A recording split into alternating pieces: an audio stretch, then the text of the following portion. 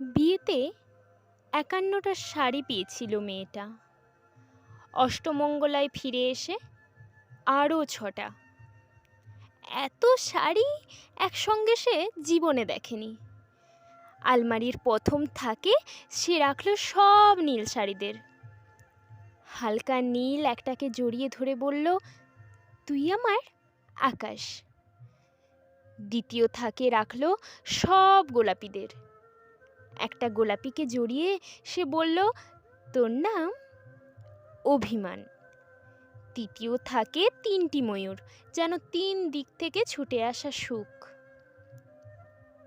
তেজপাতা রং যে শাড়িটার, তার নাম দিল বিষাদ। সারা বছর সে শুধু শাড়ি উপহার পেল।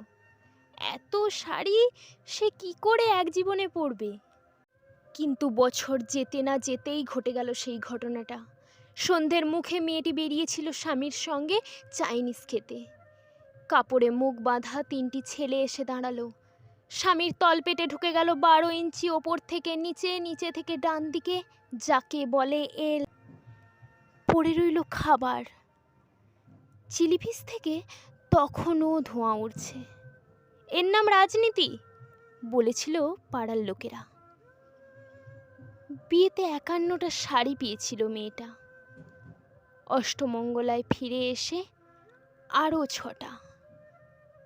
একদিন দুপুরে শাশুড়ি যখন ঘুমিয়ে, সমস্ত শাড়ি বের করে ৬তলার বারান্দা থেকে উড়িয়ে দিল নিচের পৃথিবীতে। শাশুড়ি পরিয়ে দিয়েছেন তাকে সাদা থান। ১৯ বছরের একটা মেয়ে, সে একা। কিন্তু সেই থানও এক ঝটকায় খুলে নিল ৩জন পাড়ার মোড়ে। একটি সদ্য নগ্ন বিধবা মেয়ে দৌড়াচ্ছে আর চিৎকার করছে, বাঁচাও বাঁচাও বাঁচাও।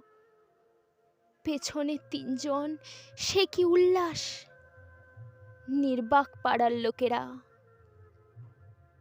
বিয়েতে ৫১টা শাড়ি পেয়েছিল মেয়েটা। অষ্টমঙ্গলায় ফিরে এসে আরও ৬টা।